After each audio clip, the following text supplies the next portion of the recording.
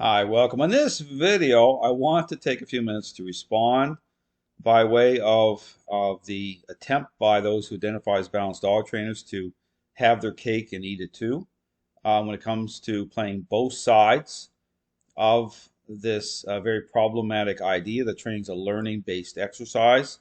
Attempts by balanced dog trainers to reconcile, negotiate, okay, as you're going to kind of see the theme of this video here, um, to justify bringing influence into this idea by way of approaching a relationship problem between dogs and owners as a learning-based exercise, and by way of using treats typically, motivators to get a dog to respond, but also to shift the focus of dogs in certain moments as control is manifesting by way of an expressed state. Again, I talk about, I'm very specific as to the problems, okay, in terms of approaching training as a learning-based exercise versus what it truly represents, a intervention. Again, identifying that you're dealing with a relationship problem. This is why dog owners are seeking help in the first place. And I line all this up by way of the parenting example to understand why it is that so many dog owners experience a counterfeit picture of change within the framework of superficial responses, not considering or understanding that, number one, training is not a learning-based exercise, it's a intervention. And in terms of, the role of influence, again, I talk about the two core ingredients, influence and control, how they're reconciled by way of a process that aligns by way of intentional interactions in which the role of influence is defined properly in terms of intercepting. Again, I talk about this whole issue of a dog's level of thinking, and being dialed into the relationship the right way, dialed into a dog's state of mind by way of an expressed state to intercept a dog's state of mind as control is manifesting, as being expressed, being proactive in doing that, considering, understanding that you're dealing with a ongoing relationship problem. Again, talk about the level of dog's thinking. These are all the themes and all the things that does not represent balanced dog training.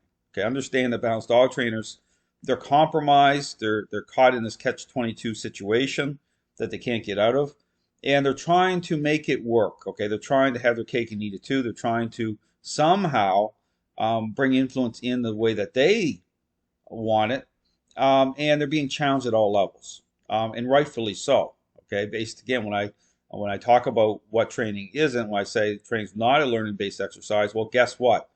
Balanced dog trainers get equally offended and triggered for a reason, because that's the compromised position that they're in. And again, this is with recent statements coming out of the balanced dog training community, such as by way of Robert Cabral, talking about science does not belong in dog training, even did up, mugs and T-shirts, and total contradiction based on the fact that balanced dog trainers have built off of this idea that trains a learning-based exercise by way of the four quadrants.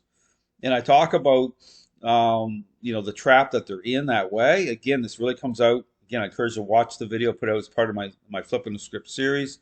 Jamie Penrith going on Good Morning Britain, where it leads right up to the moment where he's trying to, again, justify the role of remote collars for some dogs, okay, trying that type of, exception clause, okay, for the safety of dogs running out into the street. But then the woman from Dogs Trust saying, well, hold on here a second. It's that hold on here a second moment to say, well, we clearly show through training, again, this brings it into what both these groups are in agreement with. Well, we clearly show through training that we can get the dog through something positive to make the dog, have the dog make a different choice. So this is where you get into this whole thing about a process, the role of influence, redirecting, shifting the focus as control is manifesting, okay, by way of an express state. And the confusion, lack of clarity as to the role of influence that way in terms of a relationship problem. And this is a trap that balanced dog trainers are in. They're unable to counter that challenge as to their attempts to reconcile it when they have come into agreement with this process that's all about motivating dogs to respond this way. Does not approach training as an intervention. And so it's a trap they're in. And so this comes out even in the recent study that was released by way of Ivan Belanoff, another balanced dog trainer, where again, talk about all the exception clauses there, where again, it's all about the, both sides of the same coin. And again, this is a statement again made by Cabral talking about the other side of the coin. Well, was my point exactly, saying, well, you can't call out, you cannot confront the problems by way of that which you're in agreement with. Okay, understand that once you've crossed these lines, once you've kind of, put yourself into this box, this ideological box, you're in agreement with certain rules, okay, of what training is. And so this is all about, you see these attempts by balanced dog trainers to try to make this work out, trying to fit a square peg into a round hole, and it's not. And so you're seeing just this level of divisiveness. So even, certain situations I profiled on my Flipping the Script series, such as Jeff Gelman and the whole bonker controversy.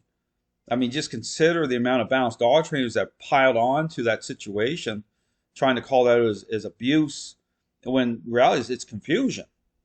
Okay, it's just, it triggers off because again, certain reactions of dogs when influence does not line up, such as in that situation, the optics of that, and so you get all these things happening because this is all part and parcel of it.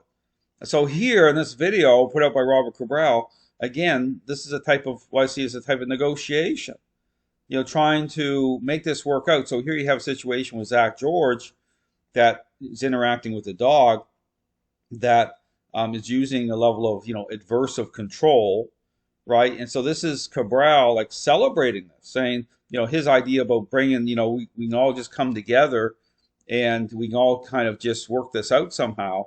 But once you understand what's going on here, there is no working anything out.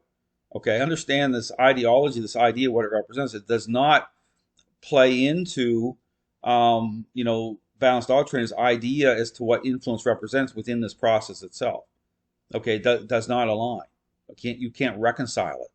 So forestry trainers have the ideological high ground. So therefore, you're seeing this. This is what you're seeing right now. You're seeing this attempt by balanced dog trainers to, in their desperation, that's really what it is, because they're getting challenged at all points. And so sooner or later, as this ideology reaches its ultimate fulfillment, this is where you see society's attitudes to play in this, very much permissive. But you're seeing this, all the collateral damage, that you're seeing this all play out. So I'm going to play some of this. And again, this is Robert Cabral attempting to take this as some sort of victory lap. But again, I talk about the whole issue about censorship in the dog training world by way of balanced dog trainers, engaging in copyright strikes, trying to shut down the conversation versus confront the real problem. Understand there's a difference. If you really step back and say, okay, why is it that balanced dog trainers can't even talk about the real issue? Well, because they're in agreement, okay, with this idea of things. Fantastic, mesmerizing, groundbreaking news today. It's actually a revolution, if we want to call it that. The fact that Zak George is now endorsing aversives in training. I am indeed. I am. I think this is a day we should celebrate, a day we should mark on our calendars, and perhaps aim for a national holiday. So right here, so you have Robert Cabral's talking about a certain, language Zak George is using by way of this dog he's interacting with, talking about, adversives, control. But understand, this is the whole problem here by way of the playbook, okay, of this idea, this ideology, is that you'll hear, forestry trainers, using certain language, certain ways, but there's no clarity as to, because understand something here, their ideological playbook, and this is how they kind of will change the rules as they go along, okay? Because understand this idea itself is based on what I call the big lie, okay? So when you embrace a lie, okay, then it brings on confusion. Okay, it brings on all this divisiveness. There's a lack of clarity because it's not based on the truth. So, when you hear, and again, this is where you can get in this whole thing, is that there's no such thing as force free.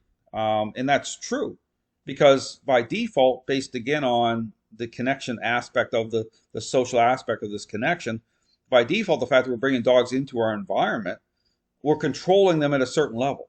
Okay, they don't have free access to whatever, so we're controlling them at a certain level, and then based again on our personality type, based on again on how we're interacting at all levels, the totality of the relationship at all points during the day. Influence is part of the relationship, regardless of how people want to define it.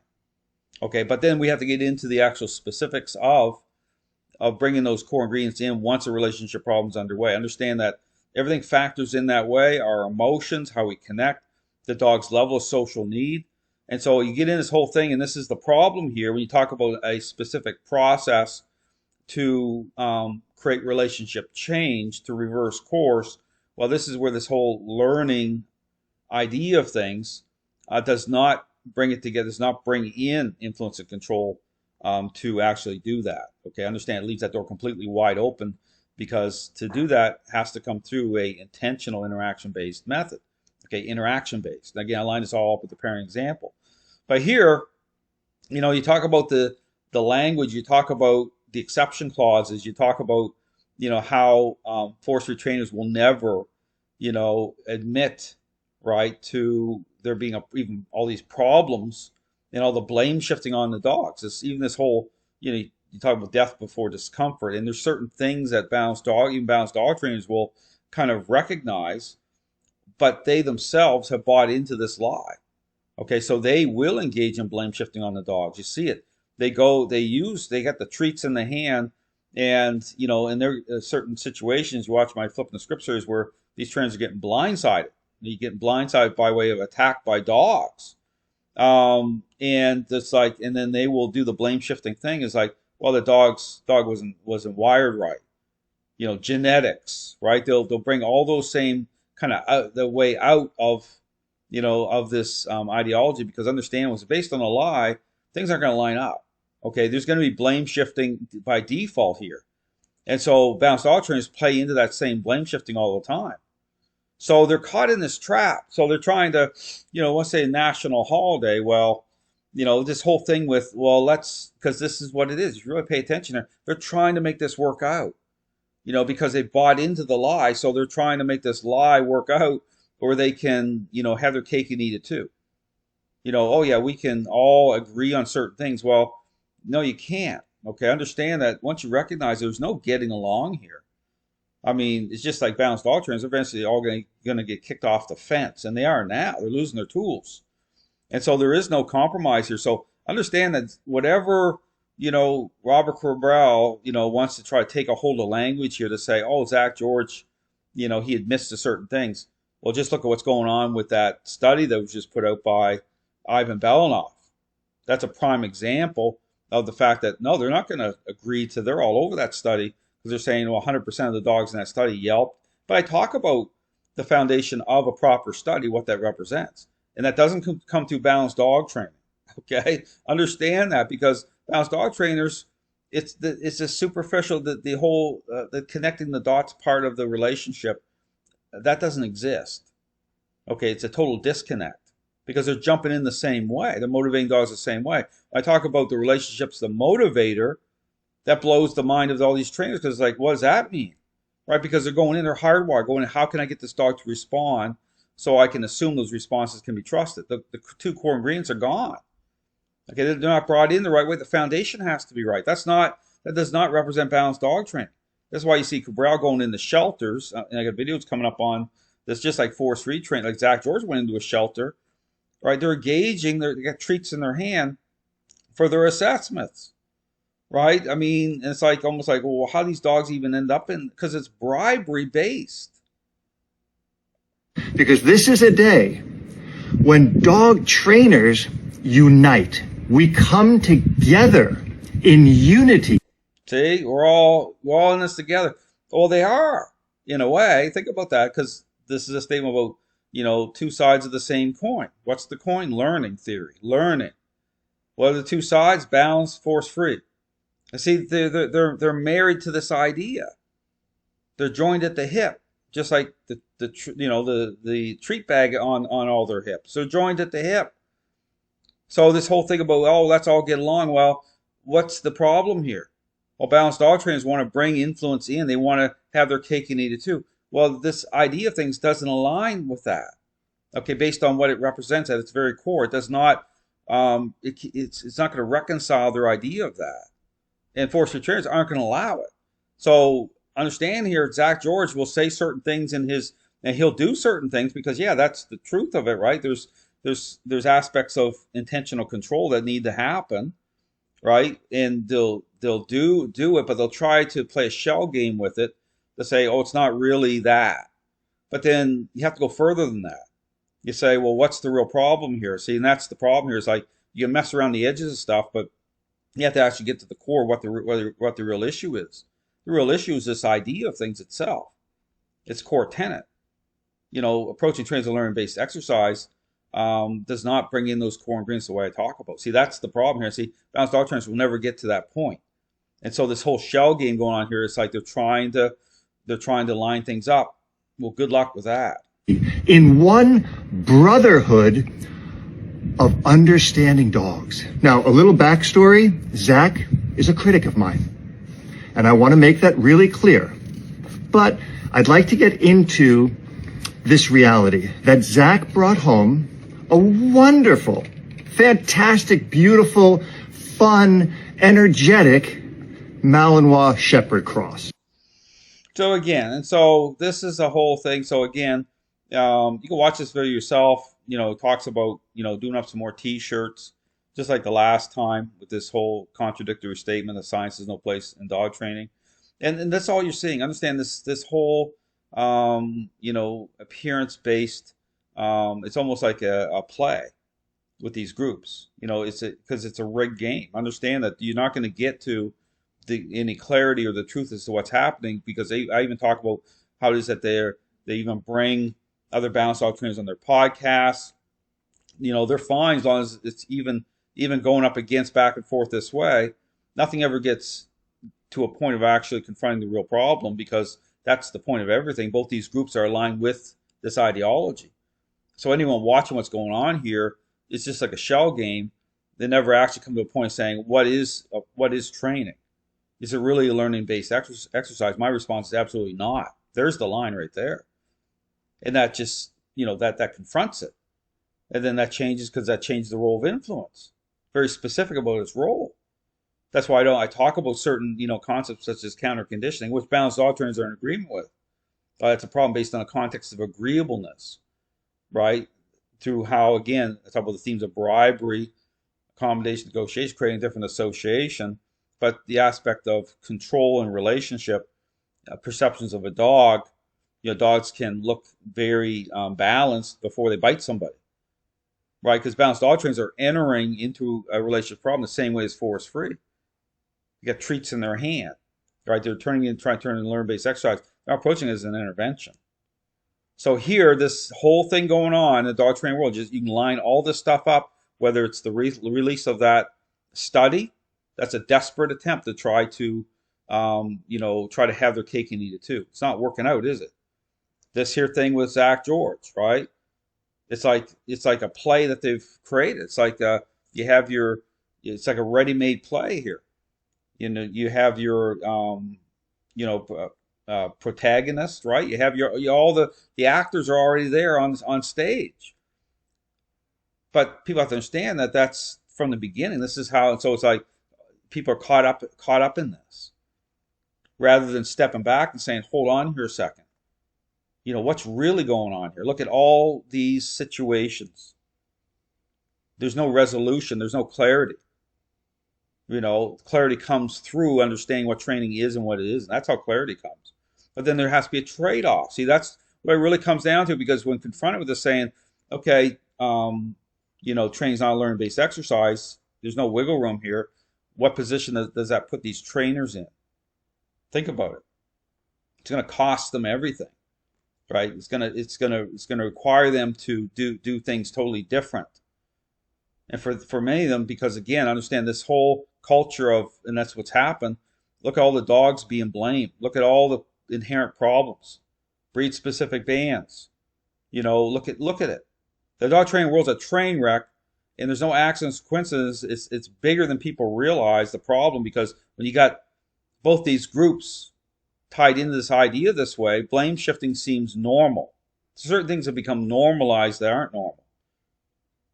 You line this up because they start talking about the genetics of dogs certain ways, right? They start blame shifting, oh, the dog's not wired right. All these different things start coming out because that's the out by way of this ideology. So again, all to say, you can watch this thing, but this is a joke, okay? This is just the trying to have their cake and eat it too. The balanced dog trainers have to understand something there. They're compromised. They're in a catch-22 situation. They can't get out of it. I've said this a long time ago.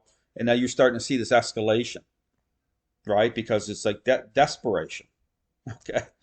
So anyway, check out my website. Check out my series. I line out, connect all the dots. Say this is all the stuff going on. These are no accidents. Just look at it. But you have to do it as an individual. You have to apply critical thinking. You have to say, hey, let the chips fall where they may. Truth is the truth. And these trainers never did that from the beginning. They just took a hold of this ideology and ran with it.